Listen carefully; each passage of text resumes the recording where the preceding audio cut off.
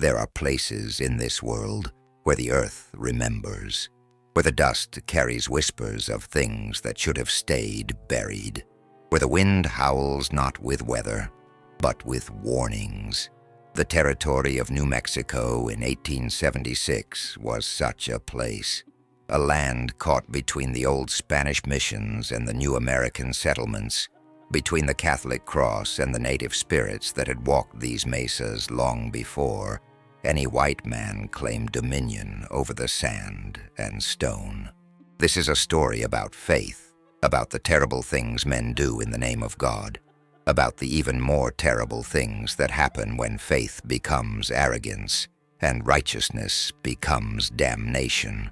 This is the story of Father Tomás García, a Jesuit priest who believed he could contain evil itself beneath the floorboards of his church, a man who thought his prayers were stronger than the darkness he sought to bind, a man who learned, too late, that some doors should never be opened and some battles were never meant to be won. The land itself tried to warn him. The Pueblo people who lived in these territories before the Spanish came called this place by many names, but the one that persisted, the one that stuck even after conquest and conversion, was a name that meant the place where the earth breathes out. They avoided building here. They would pass through, yes, hunting and trading, but they would not stay.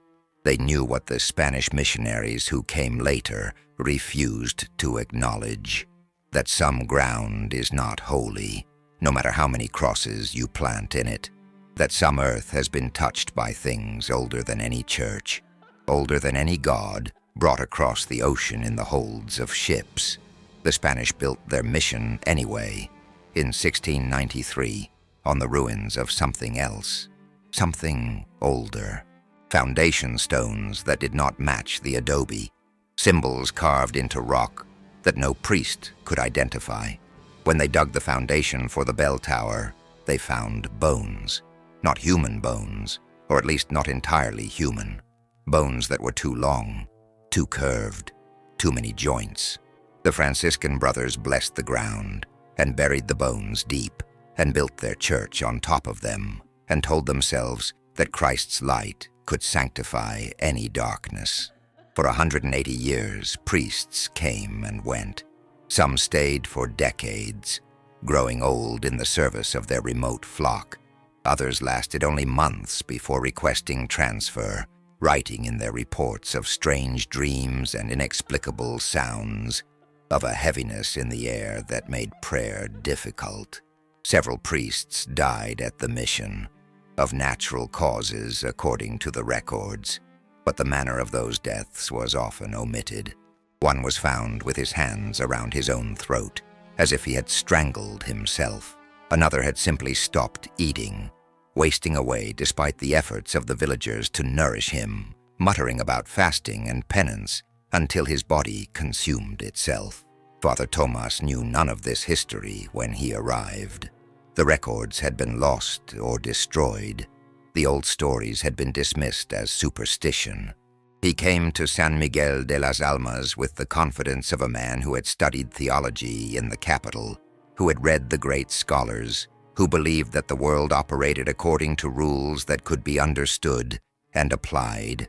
He was 32 years old, strong and healthy, his faith untested by any real adversity. He had been raised in comfort, the son of a wealthy merchant family in Puebla. His decision to become a priest had disappointed his father, who had hoped he would join the family business, but his mother had been proud. She had given him her rosary on the day he took his vows, a beautiful thing of carved amber and silver, and told him that God had great plans for him. He wore that rosary every day. He prayed with it every night.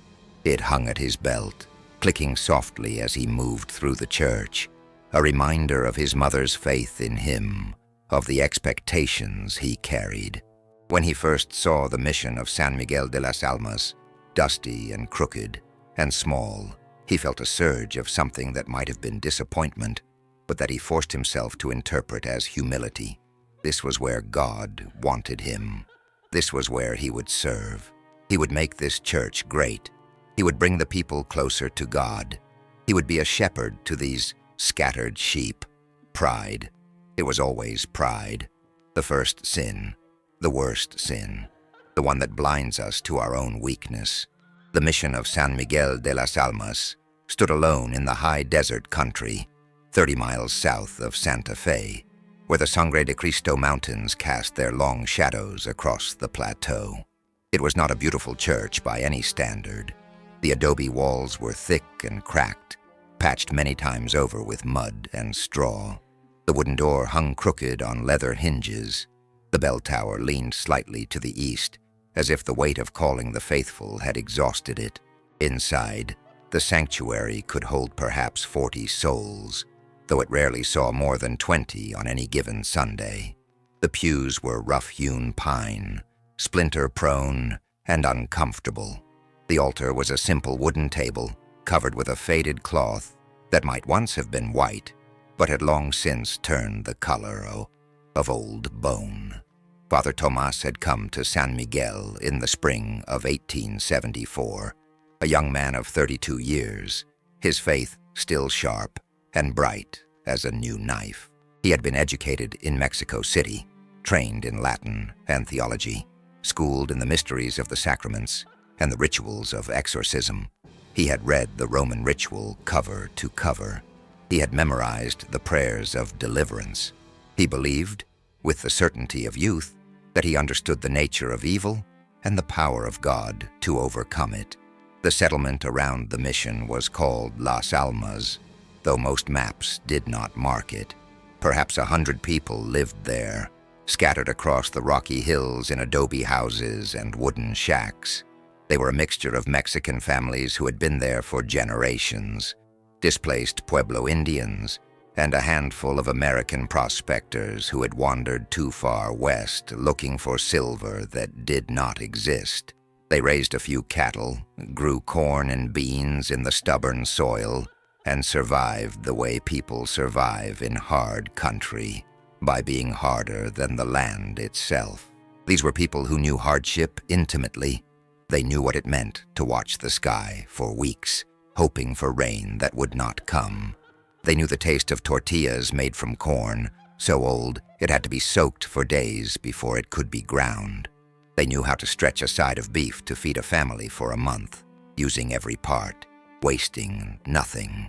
They knew how to read the signs in the land, the behavior of animals, the smell of the wind, things that Father Tomás, for all his education, would never understand. Among them were people whose names would become important to this story. There was Mateo Lopez, a quiet man whose hands were permanently stained with soil, who worked his small plot from dawn until dark and never complained. His wife Rosa was a woman who had buried 3 children in infancy and carried that grief in her eyes even when she smiled. Their daughter, Elena, was 15, on the cusp of womanhood, helping her mother with the washing and the cooking, playing with her younger siblings, dreaming perhaps of a life beyond the boundaries of Las Almas, though she would never speak such dreams aloud. There was old Maria Sandoval, a widow who had lived in Las Almas longer than anyone could remember, whose husband had died in a mining accident 30 years before, who supported herself by cleaning the church and doing laundry for the unmarried men in the village. She had a face like weathered leather and hands that never stopped moving, always working, always busy. She knew every family, every secret, every grudge. She was the keeper of the village's collective memory, though that memory would do her no good when the darkness came. There was Tomás Herrera, no relation to the priest despite sharing a name, a man of 70 who had fought in the Mexican-American War and carried a bullet in his hip that ached in cold weather. He liked to sit in the shade of his ramada and tell stories to the children, stories of battles and ghosts and buried treasure. The children would sit at his feet and listen, wide-eyed, and their parents would smile indulgently, thinking the old man harmless. But Tomás Herrera knew more than he told. He had lived long enough to see patterns. He had noticed that priests at San Miguel rarely lasted long. He had noticed that the mission seemed to attract misfortune the way a corpse attracts flies. He mentioned this once to Father Tomás, early on, a casual warning disguised as friendly advice. The priest had smiled and thanked him, and promptly forgotten the conversation. There were the Ruiz brothers, Pablo and Fernando, young men in their 20s who worked as vaqueros for a rancher 20 miles away, returning to Las Almas every few weeks to see their mother and sisters. They were loud and rough and fond of drinking, but they were loyal and brave, and when trouble came to the village, they would be among the first to try to help, though their courage would not be enough. And there was Sofia Montoya, a woman of 30, beautiful in a severe way, with black hair and darker eyes, who lived alone in a small house on the edge of the village. She was a healer of sorts, knowing which herbs could bring down a fever, which roots could ease pain, which teas could help a woman through a difficult pregnancy. Some whispered that she was a bruja, a witch, that she knew more than Christian prayers, that she dealt with spirits and shadows. Father Tomás had heard these whispers and disapproved. He had tried, gently at first and then more insistently, to bring Sofia into the church, to make her understand that her practices were dangerous, that she should trust in God alone for healing. She had listened politely and ignored him completely, continuing her work, and the people continued to go to her when they were sick, even as they attended Father Tomás's masses. These were his parishioners. These were the people he was meant to serve and protect, and he would fail them all. Father Tomás ministered to them all. He said Mass in Spanish and broken English. He baptized their children in water, carried from the stream 3 miles away. He married their young people beneath the crooked bell tower. He buried their dead in the small Campo Santo behind the church, marking each grave with a simple wooden cross that would slowly weather and collapse under the relentless sun and wind. He was a good priest, by most measures, devout, disciplined.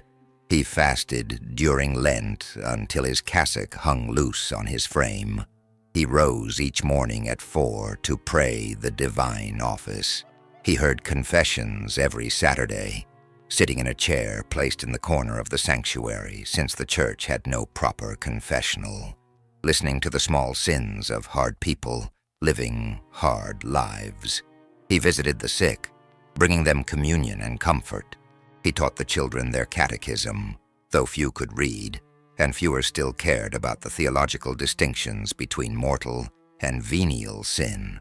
But there was something in Father Tomás that his congregation sensed, but could not name. A hardness, a pride. He did not simply believe in God. He believed in his own understanding of God, in the correctness of his prayers, in the power of his priesthood. When the old women of the village told him about the brujas who lived in the hills, he dismissed them as superstition.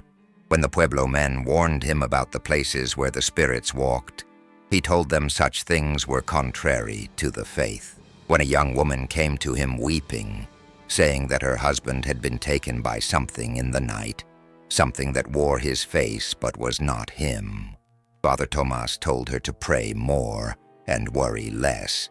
He did not listen. He did not learn. And that would be his undoing.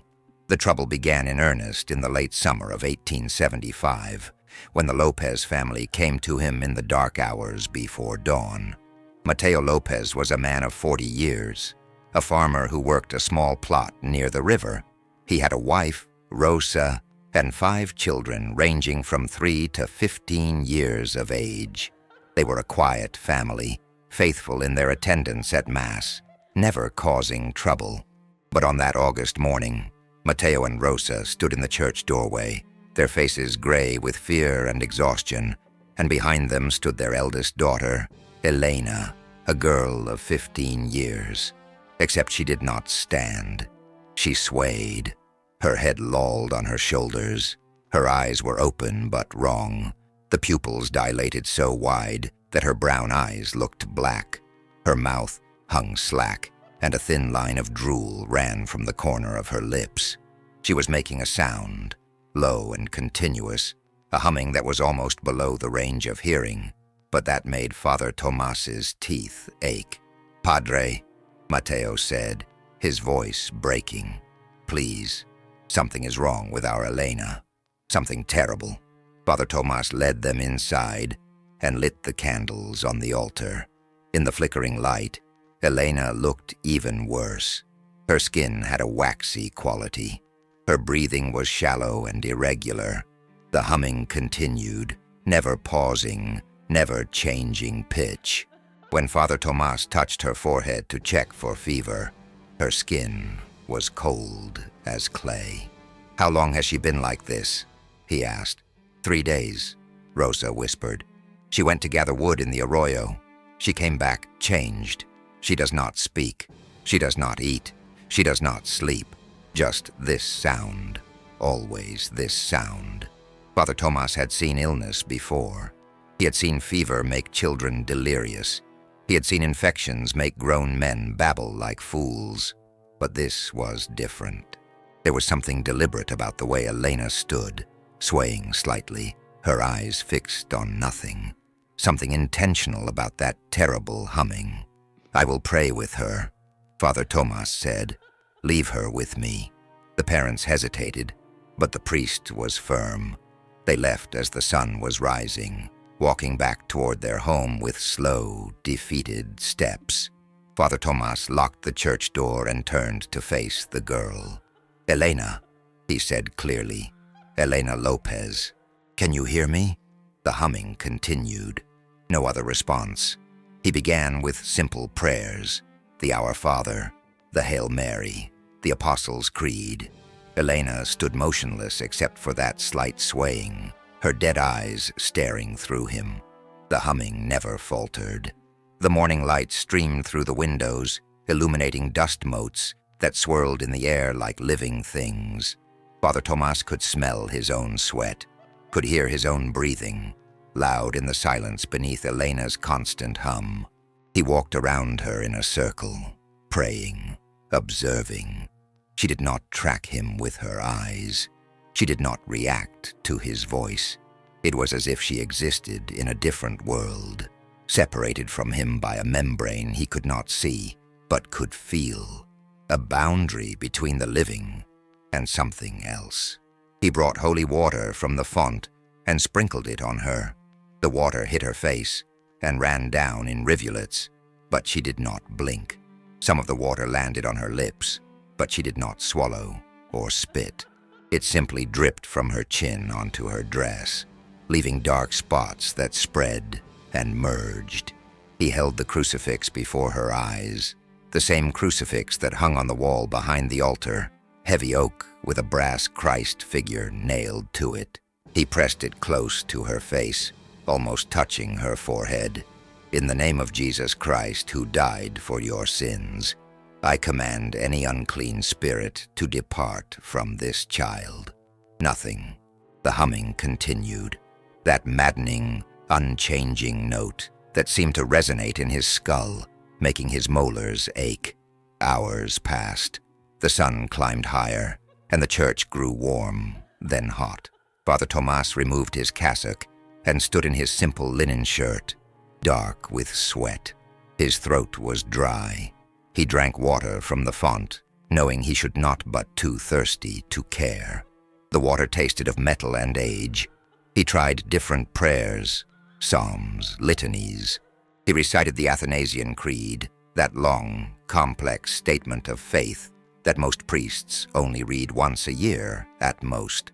He called upon Saint Michael the Archangel, upon Saint Benedict, upon Saint Anthony. He invoked the Virgin Mary in all her titles: Our Lady of Guadalupe, Our Lady of Sorrows, Our Lady of Perpetual Help. Elena swayed and hummed, untouched, unmoved. Father Tomás felt frustration building in his chest, hot and bitter. Was his faith insufficient? Were his prayers not heard? He had studied for this. He had prepared. He knew the rituals. Why were they not working? The answer came to him as noon approached, and the light through the eastern window fell directly on Elena's face, illuminating her features with terrible clarity. He was treating this as if it were a medical condition, something to be diagnosed and cured with the right combination of prayers and gestures. But this was not a sickness. This was an invasion. Something had entered Elena and was using her body as a vessel, and it had no intention of leaving simply because a priest asked nicely. He needed to be harder, more forceful. He needed to fight. Father Tomás went to his small room and retrieved his copy of the Roman ritual, the thick leather-bound book that contained the official rites of the Catholic Church, including the Rituale Romanum, the formal rite of exorcism. He had read this section many times but had never performed it. Most priests went their entire careers without ever needing to. Possession was rare, or at least rarely recognized. Most cases of strange behavior were attributed to illness or madness, and perhaps rightly so. But this was different. Father Tomás knew with a certainty that transcended logic that Elena Lopez was not merely ill. She was occupied. He returned to the sanctuary and opened the book to the correct page. The Latin words stared up at him, formal and powerful, heavy with centuries of ecclesiastical authority. He took a breath, steadied himself, and began to read. Exorcizo te, immundissime spiritus, omnes incursio adversariae, omne phantasma, omnis legio, in nomine Domini nostri Jesu Christi. I exorcise you, most unclean spirit, every incursion of the adversary, every phantom, every legion, in the name of our Lord Jesus Christ. As he spoke the words, he felt something shift in the air.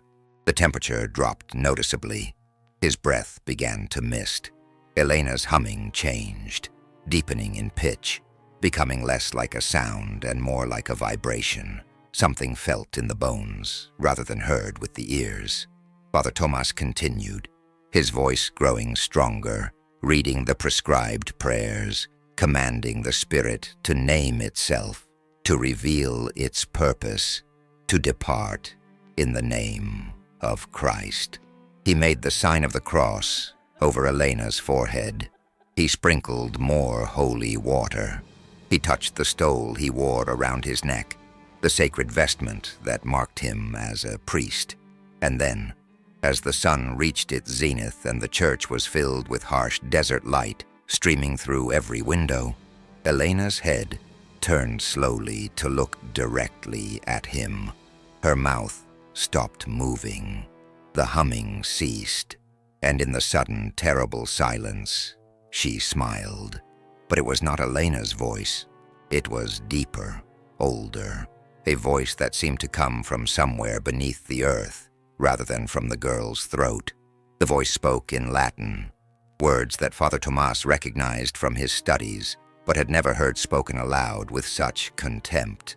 Do you think your words have power here, priest? Do you think your little rituals can touch me?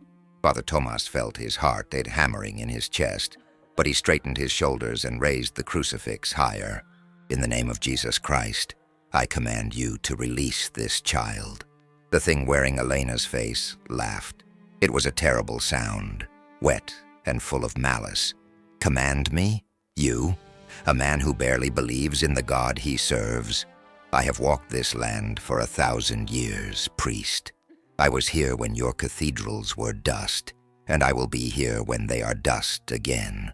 I adjure you, Father Tomás began, reaching for the words of the Roman ritual he had memorized. By the living God, by the true God, by the holy God, by God who so loved the world that he gave his only Son, that you depart from this servant of God, Elena Lopez. Elena's body began to tremble. small shudders running through her frame. For a moment, Father Tomás thought he was succeeding. But then she smiled, and it was a smile of such pure hatred that he took an involuntary step backward. "You want me to leave?" the voice said. "Then give me somewhere else to go. Give me a place to rest. Give me a hole to crawl into. Otherwise, I stay in this soft, young flesh, and I eat her from the inside until there is nothing left but a husk that breathes." Father Tomás did not know what possessed him in that moment. Pride, perhaps. Arrogance. A belief that he alone could solve this impossible problem. He thought of the stories he had read, of demons trapped in bottles, of evil spirits bound in sacred places where they could do no harm. He thought of his church, consecrated ground, a place of God where darkness could not thrive. "I will give you a place," he heard himself say. "I will prepare a resting place for you, but you must leave this girl now." The smile widened. "Promise me, priest. Swear by your God." "I promise," Father Tomás said, and felt the words leave his mouth like birds taking flight, unable to be called back. Elena's body convulsed. She fell to the floor, limbs jerking, back arching. Black fluid poured from her mouth and nose, thick as oil, spreading across the floorboards. The smell that rose from it was indescribable, like meat left in the sun, like standing water full of rot, like the bottom of a grave. Father Tomás stumbled backward, gagging, and then it was over. Elena lay still. The black fluid began to sink into the wood, disappearing between the cracks in the floorboards. The girl's eyes closed. Her breathing steadied. She looked like a child sleeping after a long illness. Father Tomás knelt beside her, checking for a pulse. It was there, weak but steady. He gathered her in his arms, carried her to one of the pews, and laid her down gently. Then he went to the door, opened it, and called for the Lopezes. They came running. Rosa wept when she saw her daughter sleeping peacefully, truly sleeping for the first time in days. Mateo lifted Elena into his arms, and the family left, offering prayers of gratitude to the priest who had saved their child. Father Tomás closed the door behind them and turned to look at the stain on the floor where the black fluid had been.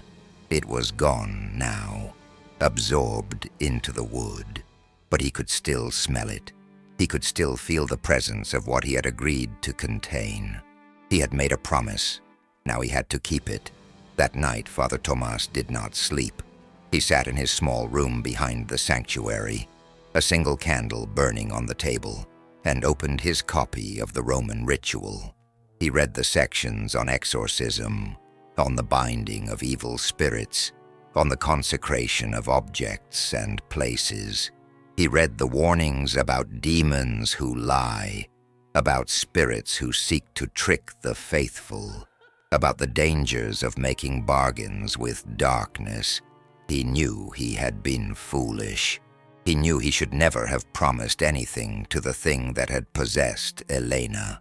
But the promise had been made, and Father Tomás believed in the binding power of oaths sworn before God. If he broke his word now, what would happen? Would the demon return to Elena? Would it find another victim? Would it be free to roam the valley, entering whom it pleased?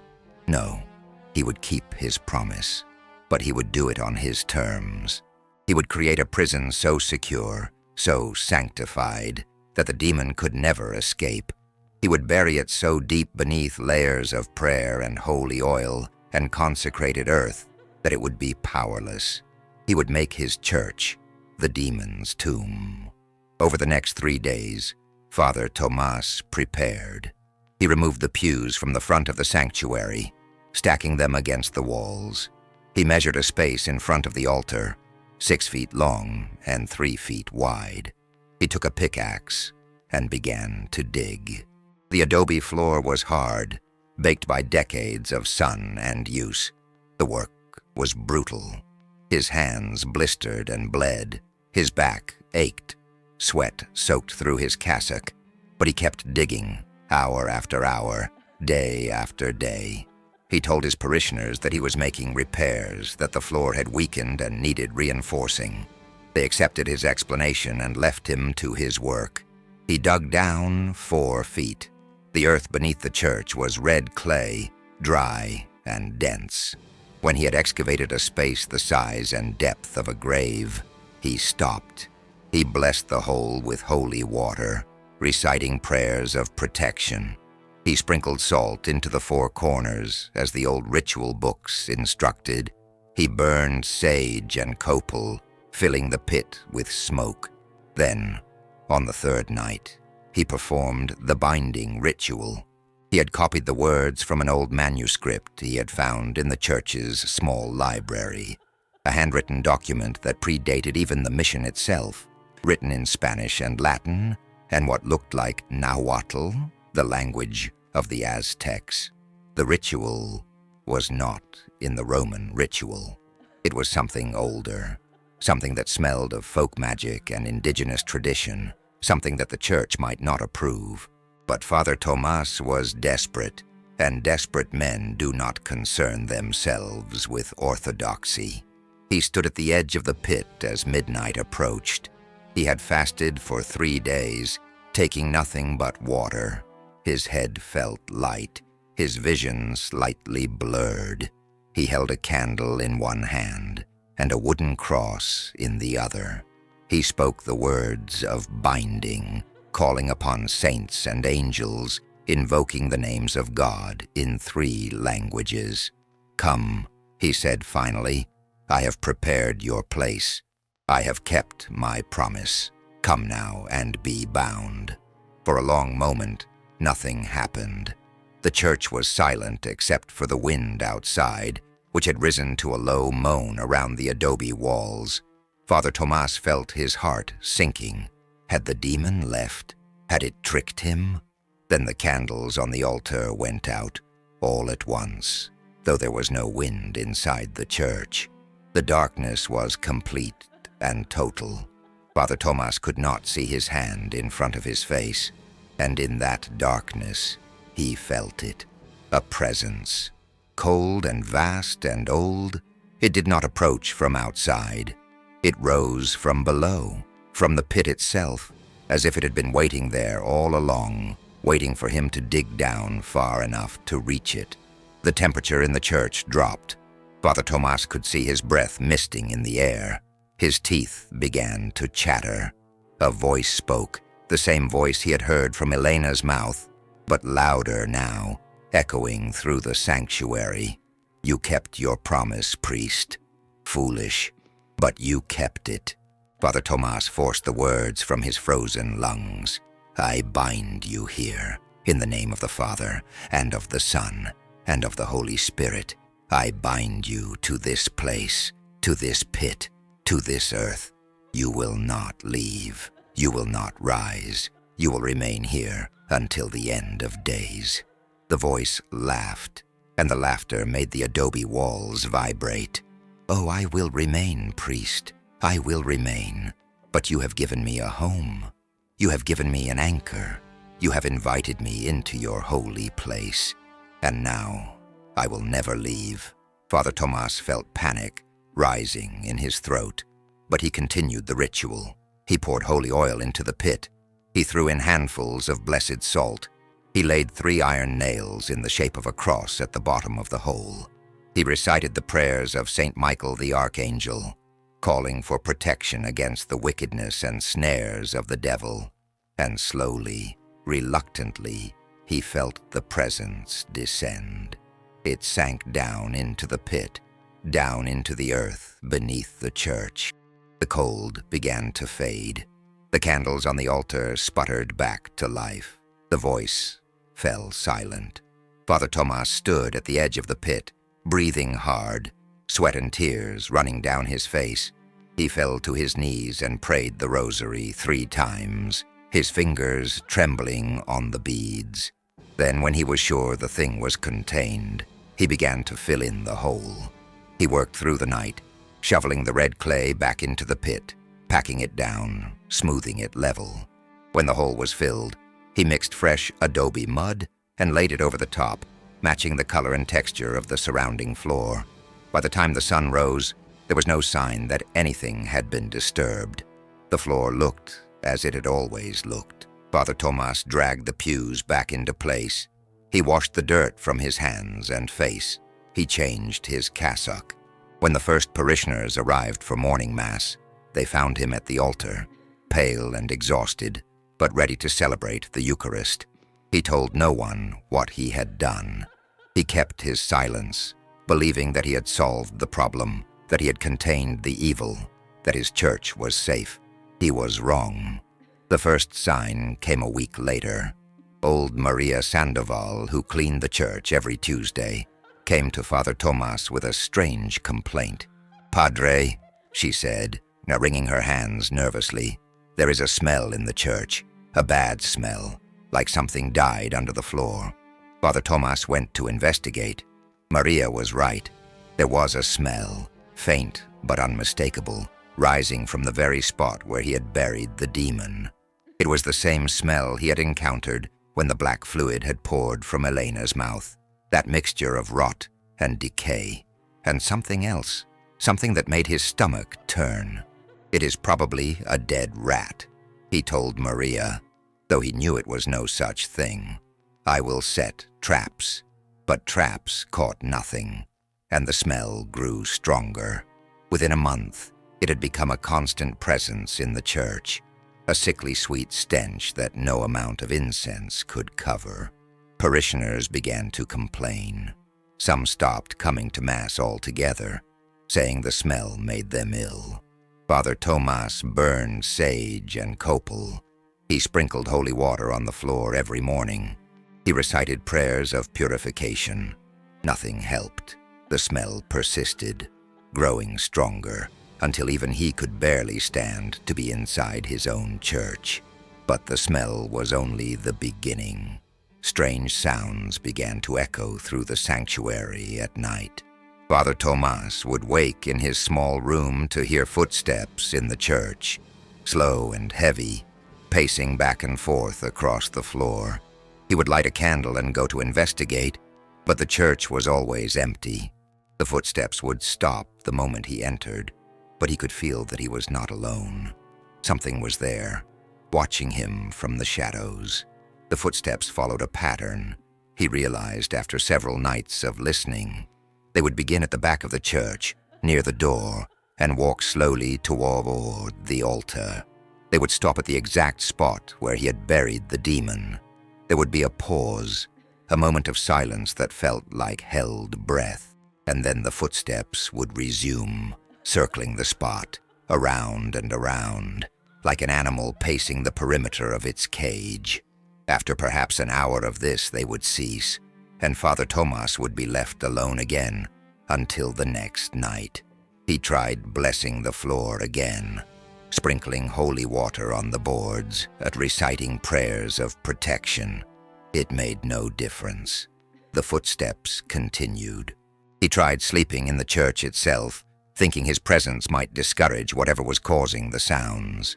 But when he lay on one of the pews, his body tense and alert, he could feel the footsteps approaching him in the darkness.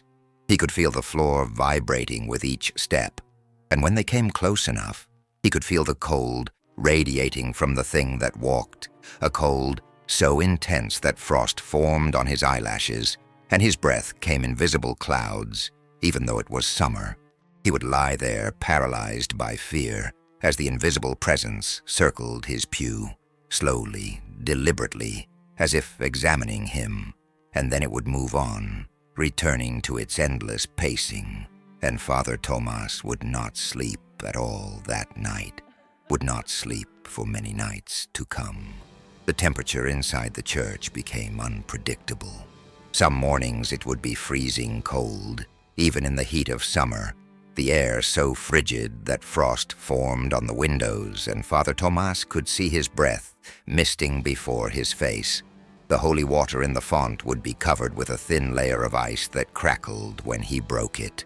The candles would burn with blue flames that gave off no warmth. His fingers would go numb as he tried to celebrate Mass, fumbling with the chalice, dropping the host. Other times, it would be unbearably hot, a suffocating heat that seemed to radiate from the floor itself. Father Tomás would kneel on the floorboards to pray and find them burning to the touch, hot enough to blister his skin. The smell of scorched wood would fill the air. He would see shimmer waves rising from the floor, distorting his vision, making the sanctuary seem to ripple and warp. The heat would press down on him like a physical weight, crushing, making it difficult to breathe, and he would stagger outside, gasping for air, only to find that the world beyond the church door was pleasant and mild, a perfect summer day with no hint of the inferno that raged inside his sanctuary. Objects began to move on their own. Candles would topple over, spilling wax across the altar. The crucifix on the wall would hang crooked, no matter how many times Father Tomás straightened it. Books would be found scattered across the floor, pages torn out and crumpled. The communion wine would turn sour overnight, developing a thick film on its surface that looked disturbingly like blood. But it was more than just objects being moved. There was an intelligence behind it, a deliberate quality to the disturbances that suggested they were meant to communicate something. The books that were torn were always opened to specific passages, verses about damnation, about the punishments of the wicked, about the fires of hell. The candles that fell always landed in patterns, arrangements that looked almost like letters or symbols, though Father Tomás could not read them. The wine that turned to blood always happened on Thursday nights, the night before he would need it for Friday Mass, forcing him to ride 20 miles to the nearest settlement to beg for more. He began to notice scratches on the walls. They appeared overnight, thin lines scored into the adobe, as if something with claws had dragged itself along the surface. The scratches grew more numerous each week, spreading from the floor upward, climbing toward the ceiling like vines. Some of them formed shapes that might have been faces. Others looked like words in a language Father Tomás did not recognize, angular and harsh. One morning he found that every single candle in the church had been moved during the night and arranged in a circle around the spot where he had buried the demon. They had not been lit, but wax had melted and run from them as if they had burned for hours, pooling on the floor in patterns that looked deliberately formed. The wax had created what looked like a map, or perhaps a diagram, lines radiating out from a central point, connecting to symbols and marks. Father Tomás tried to clean it away, but the wax would not come up. It had fused with the wood somehow, become part of the floor itself. He covered it with a rug, but the rug would not stay in place. Each morning he would find it pushed aside, the wax pattern visible again, gleaming in the morning light, and then people began to have dreams. It started with the children. They would wake, screaming in the night, telling their parents about the man beneath the church, the man with the burned face and the eyes like holes, the man who whispered to them in a language they did not understand. The parents tried to comfort them, but soon they too began to dream. Dreams of standing in the church at midnight, watching as the floor cracked open and something pale and withered crawled out of the earth. Dreams of Father Tomás digging a grave in front of the altar, then climbing into it himself. Dreams of blood seeping up between the floorboards, pooling around their feet. The dreams spread through Las Almas like a contagion. Every person in the village began to experience them, night after night, variations on the same themes. They dreamed of the church burning, flames rising from inside, while the bell tolled without ceasing. They dreamed of the church sinking into the earth, adobe walls crumbling as it was swallowed by the red clay soil. They dreamed of the church filled with corpses sitting in the pews, attending a mass conducted by a priest whose face was hidden in shadow.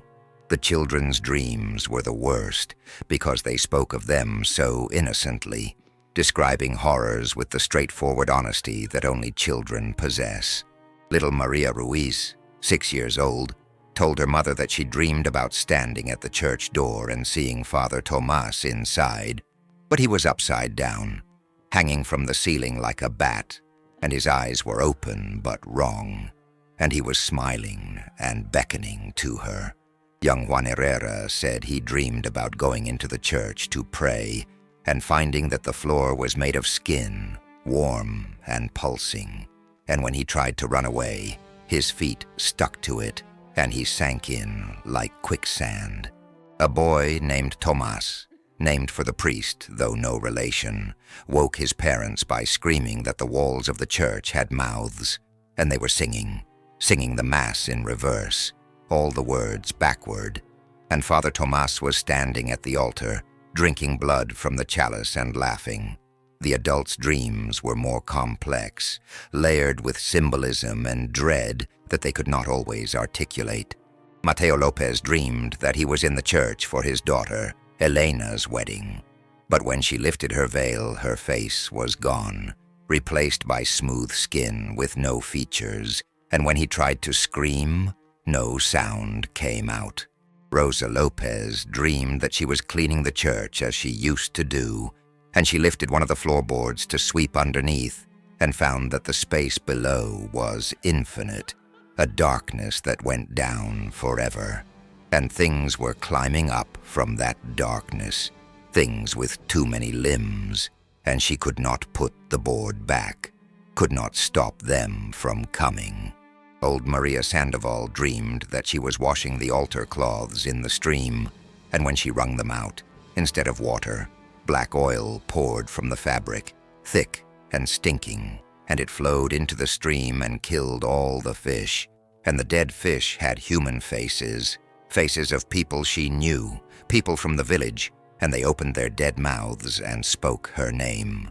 Sofia Montoya, the healer, had dreams that frightened her more than any she had experienced in her life, and she had seen much. She dreamed that she was standing on the roof of the church at dawn, looking down through a hole in the tiles, watching Father Tomás in the sanctuary below. He was kneeling before the altar, praying, but his shadow on the wall behind him did not match his movements. His shadow was doing something else, making gestures that looked like a ritual, and as she watched, the shadow detached from the wall and became solid and walked toward the kneeling priest, and just before it reached him, she woke. Father Tomás himself dreamed every night, the same dream, over and over. He would be standing in the church, alone, and he would hear singing, beautiful, haunting singing, like a choir of angels. He would turn to see where it was coming from, and he would find the church filled with people. But they were not his parishioners. They were corpses, their bodies in various states of decay, their burial shrouds hanging in tatters, their empty eye sockets staring at him. And they were all singing, their dead mouths moving in perfect unison, singing in Latin, singing the Dies Irae, the Day of Wrath, the hymn sung at funerals. In the dream, he would recognize some of the corpses. There was his mother, dead for 10 years, her face gray and sunken. There was a fellow seminarian who had died of fever, his skin stretched tight over his skull. There were people he had buried in the Campo Santo, old Gregorio who had died of a heart attack, young Isabella who had died in childbirth, the Martinez twins who had drowned in the river. They all stood in the pews or sat slumped against the walls, and they sang the Dies Irae with voices that sounded like wind through a crypt. The dream would always progress the same way. Father Tomás would try to speak, try to tell them to leave, try to perform an exorcism, but when he opened his mouth, no words would come. He would reach for his crucifix and find it was not there. He would try to make the sign of the cross and find his arms would not obey him. And all the while the dead would sing and the words of the Dies Irae would echo through the church. Day of wrath and doom impending, David's word with Sibyl's blending, heaven and earth in ashes ending, and then he would look down at his feet and see that the floor had changed. It was no longer wood. It was earth, freshly turned, soft and dark, and it was moving, undulating like water, like something breathing. He would try to step back, but his feet would sink into the earth, and he would realize with mounting horror that he was standing on a grave, and the grave was opening beneath him. He would look down and see a crack forming in the earth, a line of darkness spreading open, and from that crack would come a smell, the smell of the pit where he had buried the demon, that mixture of rot and sulfur and something else, something ancient and wrong. And as he sank deeper, the church around him would begin to change. The walls would crack, the windows would shatter, the crucifix would fall from the wall and hit the floor with a sound like thunder. The candles would all ignite at once, but their flames would be black, giving off darkness instead of light. The singing would grow louder, rising to a crescendo, and then suddenly stop. In the silence that followed, Father Tomás would be waist-deep in the earth, sinking steadily, unable to move. And he would see it, a hand, pushing up through the soil in front of him, a hand that was not quite human, fingers too long, joints bending in wrong directions, skin the color of ash. The hand would reach toward him, and in the dream he knew with absolute certainty that if it touched him, something terrible would happen, something worse than death, something he could not name but could feel in his bones. And then, just as the hand was about to make contact, he would feel something grab his ankle from below. He would look down and see another hand, this one reaching up from beneath him, emerging from the earth he was sinking into, and he would realize that he was being pulled from both directions, that there was something above him and something below him, and he was caught between them, and there was no escape. He would scream then, finally finding his voice, and the scream would tear its way out of his throat, and he would wake every night, the same dream every night, until he feared sleep more than he feared death itself. By the winter of 1875, Father Tomás was a changed man. He had lost weight, his cassock hanging loosely on his frame. His face was haggard, his eyes sunken and ringed with dark circles. He barely ate. He rarely slept. He spent his days in the church praying desperately, trying to strengthen the binding, trying to keep the demon contained. He felt it pushing against the barrier he had created, testing it, looking for weaknesses. It was like trying to hold back a flood with his bare hands. His sermons became strange and dark. He preached about sin and damnation with a fervor that frightened his congregation. He spoke of hell as if he had been there, describing the torments of the damned in vivid, terrible detail. He warned them that the devil walked among them, that evil was not some distant thing, but present and hungry, waiting for a moment of weakness to strike. People began to worry about their priest. Some whispered that he had gone mad. Others said he had been cursed, that he had offended some spirit of the land. A few of the older women suggested that he should leave, that the church should be abandoned, that there were some places where God's presence was not strong enough to overcome the darkness that had been there first. But Father Tomás would not leave. He could not. He had made this mistake. He had brought this evil into his church. It was his responsibility to contain it. He would not abandon his post. He would not fail in his duty. Christmas came and went. Father Tomás celebrated midnight mass before a congregation of less than a dozen people. The church was freezing, despite the fire that burned in the corner. The smell was so strong that several people vomited before the service was over. Father Tomás's hands shook as he raised the host, consecrating it, transforming it into the body of Christ. He looked out at the faces of his parishioners and saw fear and pity and doubt. In the new year of 1876, things grew worse. The disturbances in the church became violent. During morning prayers, the crucifix on the wall would shake and rattle. The altar cloth would suddenly burst into flame, though no one was near it. Father Tomás would be thrown to the ground by invisible hands, his body bruised and battered. He took to sleeping in the church, refusing to leave it even for a moment, convinced that if he was not there to pray and keep watch, the demon would break free. He wrote letters to his superiors in Santa Fe, begging for help, describing what had happened, admitting his mistake. He received no response. The letters may never have reached their destination. The roads were bad in winter, and mail was unreliable. Or perhaps his superiors thought he had gone insane. Either way, he was alone. In February, Elena Lopez came to the church. Father Tomás had not seen her since the day he had exorcised the demon from her body. She had recovered fully, or so it seemed. She had returned to her life, helping her mother with the household work, caring for her younger siblings. But now she stood in the doorway of the church, her face troubled.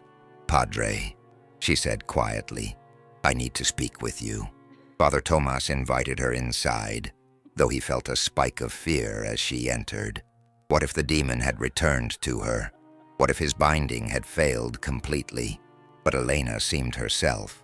She sat in one of the pews, her hands folded in her lap, and looked at him with clear, troubled eyes. "Padre, I have been having dreams about this church, about something underneath it, something that speaks to me." Father Tomás felt his blood run cold. "What does it say?" "It says that you made a mistake, that you trapped it, but you cannot hold it, that it is patient, and it will wait, and eventually it will be free.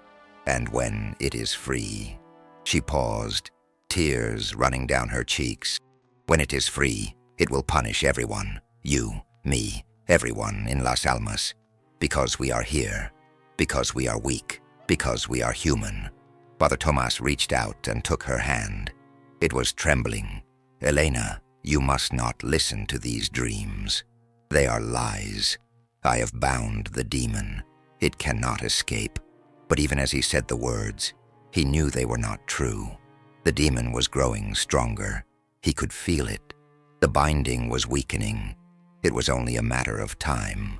Elena looked at him with something like pity. "Padre, everyone knows something is wrong. We can all feel it. The church feels wrong, dead, cursed. People are talking about leaving Las Almas, about abandoning the mission, about burning it down. They cannot burn the church." Father Tomás said quickly, his voice sharp. "If they do, the demon will be released. The binding requires the consecrated ground, the blessed walls. Without the church, there is nothing to hold it." "Then what do we do?" Elena asked. Father Tomás had no answer. March came, and with it, the winds. The high desert winds that blow cold and hard, carrying sand and grit, stripping paint from wood and skin from bone. The mission of San Miguel de las Almas seemed to lean into the wind, the old adobe walls groaning under the assault. The bell in the tower rang without being touched, a mournful clanging that echoed across the valley. Father Tomás stopped holding Mass. There was no point. No one came anymore. The church was empty except for him and the thing beneath the floor. He spent his days praying, his nights fighting sleep, terrified of the dreams that waited for him. He grew gaunt and hollow-eyed. His cassock was stained with candle wax and dirt. His hair turned gray at the temples. He began to see things, shadows that moved in the corners of his vision, faces in the walls, formed by the patterns of mud and straw. He would hear voices speaking in languages he did not know, voices that seemed to come from inside his own head. Sometimes he would find himself standing in front of the altar with no memory of how he had gotten there, his hands bleeding, his fingernails torn, as if he had been clawing at something. The floorboards over the burial pit began to change. At first it was subtle. The wood darkened slightly, as if stained. Then cracks appeared, thin lines that spread outward like veins. Father Tomás tried to repair them, filling the cracks with mud, nailing boards over the damaged sections. But the damage spread faster than he could fix it. The wood began to warp and splinter.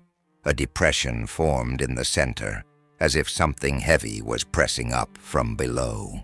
One night in early April, Father Tomás woke to the sound of laughter. He sat up in his small bed, heart pounding, and listened. The laughter was coming from the sanctuary, a deep rolling sound that echoed off the walls. He grabbed a candle and rushed into the church.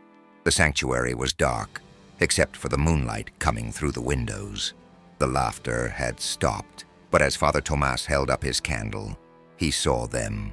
Handprints on the walls, on the pews, on the altar, dozens of handprints, each one blackened and charred, as if someone with burned hands had touched everything in the church.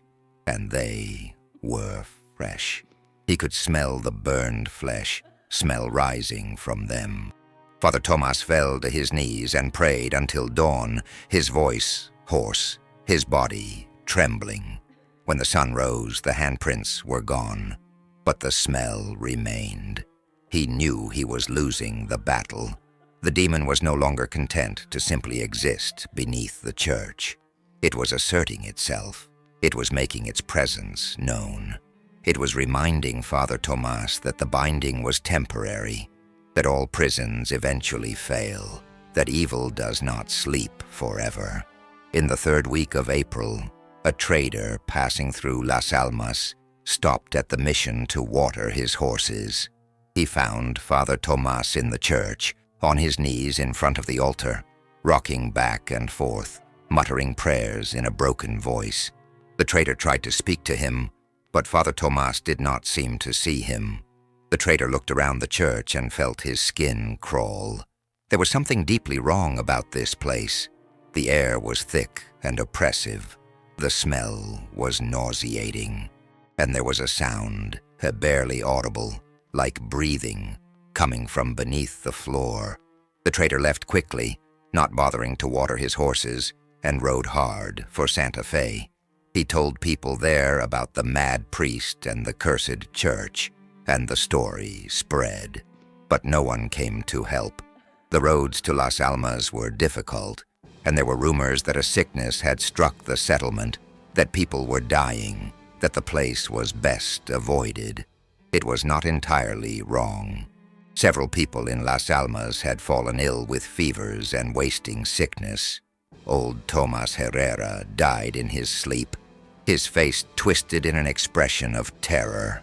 A young boy named Juan fell down a well and drowned, though the well was only 3 feet deep, and he was a strong swimmer. A woman named Sofia went mad, tearing at her own face with her fingernails, screaming that there were worms under her skin. The people blamed the church. They said Father Tomás had brought a curse upon them. They said the mission should be torn down, the earth salted, the place abandoned. But they were afraid to approach it. The church had become a place of dread, a dark heart beating at the center of their small community, radiating sickness and fear. Father Tomás was aware of all of this only dimly. His world had narrowed to the 4 walls of the church. He no longer left. He survived on the communion wafers and wine, and on water from the font, which he blessed each morning, though he suspected it did no good. He prayed constantly, his lips moving in an endless stream of Latin and Spanish, his fingers working the rosary beads until they were smooth and shiny. The floor continued to deteriorate. The depression in the center grew deeper. The cracks widened. Father Tomás could see down between some of the boards now, see the red clay underneath, and sometimes, when he dared to look, He thought he saw something moving in the darkness beneath the church, something that shifted and writhed, something that was waiting. He tried one final time to strengthen the binding. On the night of April 27th, he gathered every holy object in the church: candles, icons, reliquaries containing saints' bones. He arranged them in a circle around the damaged section of floor. He blessed them with holy water and oil. He invoked every name of God he knew. He called upon the Virgin Mary and all the saints and angels. He recited the prayers of exorcism from the Roman ritual, the words he had used on Elena a year ago. And as he prayed, the floor began to tremble. A low, rumbling sound filled the church like distant thunder. The candles flickered. The temperature dropped. Father Tomás's breath misted in the air. He kept praying, his voice rising, shouting the words now, commanding the demon to stay bound, to remain in its prison, to be still. The floorboards cracked with a sound like a gunshot. A split appeared, running from one side of the circle to the other, and from the crack, smoke began to rise. Black smoke, thick and oily, carrying that terrible smell of decay. It coiled upward, spreading across the ceiling, blotting out the moonlight from the windows. Father Tomás staggered backward, still clutching his crucifix. The smoke gathered and formed a shape. Not quite a man, not quite anything recognizable. A figure made of darkness and shadow, with eyes like embers and a mouth that was too wide, too full of teeth. "Did you think your prayers would hold me, priest?" The voice was everywhere, inside Father Tomás's head, inside his chest, inside his bones. "Did you think you were strong enough? You are nothing. Your God has abandoned this place. He does not hear you. He does not care." Father Tomás forced himself to speak, though his voice came out as barely a whisper. "You are lying. God is here. He is always here." The shadow figure laughed, and the sound made the adobe walls crack. "Is he? Then where is his protection? Where is his mercy? You have prayed, and what has changed? I am here. I am free, and you, priest, you are mine." The smoke lunged forward, enveloping Father Tomás. He felt it enter his nose and mouth, cold and suffocating. He tried to breathe and could not. He fell to his knees, clawing at his throat. The crucifix fell from his hand and skittered across the floor. His vision darkened. His lungs burned. He was drowning in the smoke, drowning in the presence of the demon, and there was nothing he could do. And then, just as suddenly as it had come, the smoke retreated. It flowed back toward the crack in the floor, descending back into the pit. Father Tomás collapsed, gasping for air, his body convulsing. He vomited black bile onto the floor. His eyes watered. His throat felt raw and torn. He lay there for a long time, unable to move. When he finally managed to sit up, the church was quiet again. The smoke was gone. The crack in the floor remained, a dark wound in the wood. And Father Tomás knew, with absolute certainty, that the demon had not retreated because it was weak. It had retreated because it wanted to, because it was playing with him, because it knew it had already won. In the days that followed, Father Tomás descended into something beyond despair. He stopped praying. There was no point. The words had no power. His faith, which had once burned so bright, had guttered out like a candle in the wind. He sat in the church and stared at the crack in the floor and waited for the end. He began to write, not prayers, but a confession. He found a journal in his small room, one he had intended to use for recording baptisms and marriages, and he filled it instead with the story of what he had done. He wrote about Elena Lopez and the exorcism. He wrote about the promise he had made. He wrote about the binding ritual and the pit beneath the church.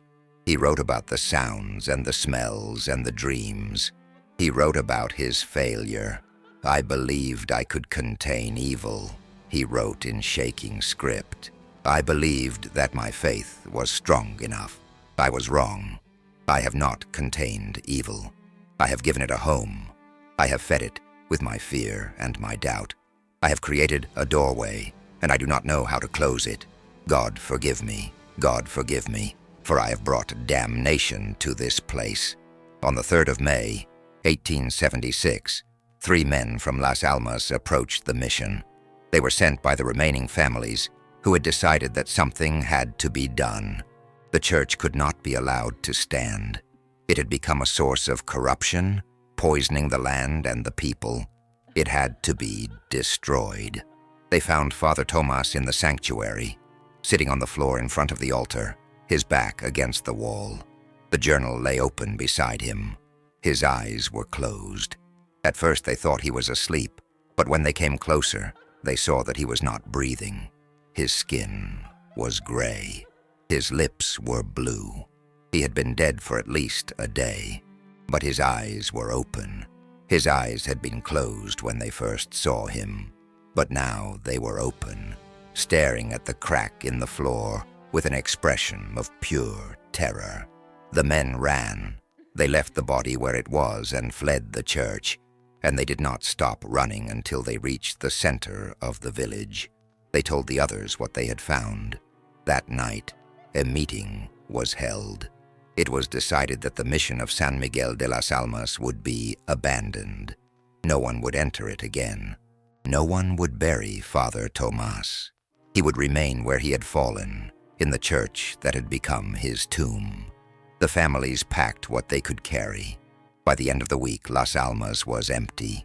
The people scattered, some going to Santa Fe, some to other settlements, some disappearing into the hills. Within a month, the village was nothing but abandoned houses and empty corrals, the wind blowing dust through the streets where children had once played. The mission stood alone. The door hung open, creaking on its leather hinges. The bell in the tower no longer rang. Birds would not nest in the rafters. Animals would not approach. The place radiated wrongness, a feeling that made travelers who passed nearby quicken their pace and cross themselves. Over the years, stories grew. Stories of lights seen in the mission windows at night, though no one lived there.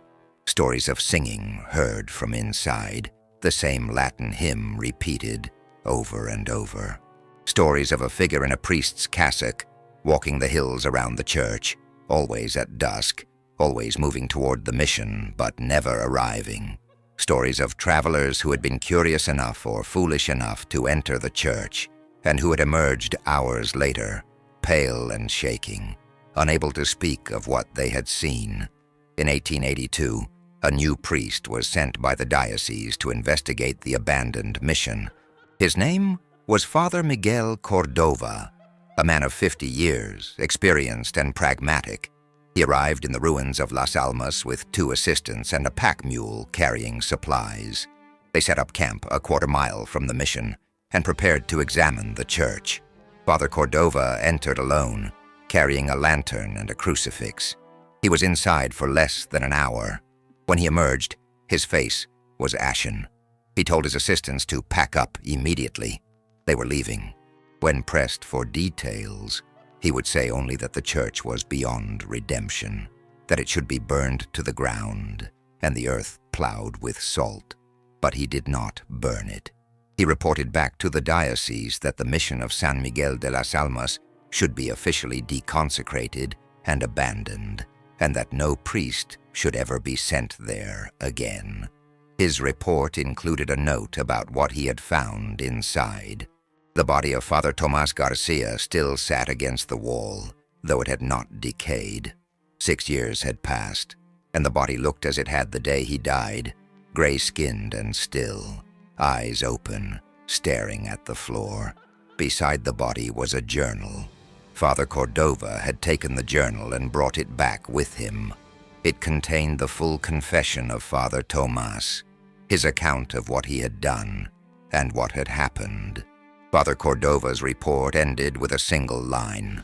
Some doors once opened cannot be closed. Some mistakes cannot be forgiven. May God have mercy on Father Garcia's soul, for he will find none in that place. The journal was filed away in the diocesan archives. The mission of San Miguel de las Almas was struck from all official records. Maps were redrawn to exclude it. It was as if the church had never existed. But it did exist. It still exists, out there in the high desert of New Mexico, where the Sangre de Cristo mountains cast their shadows across the red earth. The adobe walls have partially collapsed. The bell tower has fallen. The roof has caved in. But the floor remains. The crack remains. And beneath that floor, in the pit that Father Tomás García dug with his own hands, in the grave he consecrated and blessed and filled with holy oil and iron nails, something waits. The people who live in that part of New Mexico, the descendants of those who fled Las Almas, still tell stories. They tell their children never to go near the old mission. They say that on certain nights, when the wind is right, you can hear singing coming from the ruins. The Dies Irae, the day of wrath, the day. They say that sometimes travelers who camp too close to the mission wake in the night to find a figure standing over them, a figure in a priest's cassock with gray skin and empty eyes, and that the figure whispers one word over and over: "Perdóname, perdóname, perdóname, forgive me." But there is no forgiveness for Father Tomás García. There is only the church, and the crack in the floor, and the thing that lives beneath it, growing stronger with every passing year, feeding on the fear and regret that soak into the earth, waiting for the day when the last of the binding fails, when the last prayer fades, when the prison finally breaks open, and what was buried can rise again. Some frontiers were never meant to be crossed. Some battles were never meant to be fought. And some evils should never be given a home, no matter how holy the ground, no matter how righteous the intention. Father Tomás García learned this truth too late. He tried to bury the devil beneath his church floor, but in the end, it was he who was buried, trapped forever in the place he had cursed, watching over the darkness he had unleashed, a sentry who could never leave his post, a priest who had become the guardian of his own failure. The mission of San Miguel de las Almas stands empty, but it is not abandoned.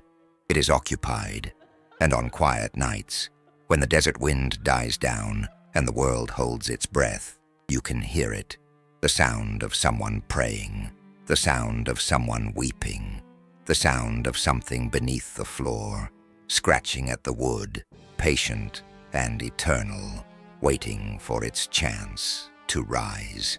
This is the story of Father Tomás Victoriano García, who thought he could save his flock by imprisoning a demon, and who instead damned them all.